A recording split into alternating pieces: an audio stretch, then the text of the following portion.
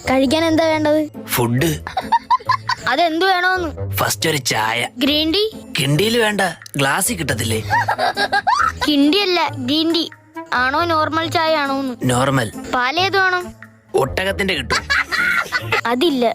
പിന്നെ എന്തുണ്ട്? പശുവിന്റെ പാലുണ്ട്. പിന്നെ എന്തിനാ ഏത് പാല് വേണമെന്ന് ചോദിച്ചത്? മെനു നോക്കിയോ? നോക്കി. എന്നെ കണ്ടില്ലെന്ന് തോന്നുന്നു. അതിനു മുന്നേ ഞാൻ കേറി, ഇല്ലെങ്കിൽ അവനോട് മേടിച്ചു കൊടുക്കേണ്ടി വരും. ഭയങ്കര തീറ്റ. ആര്? മനു.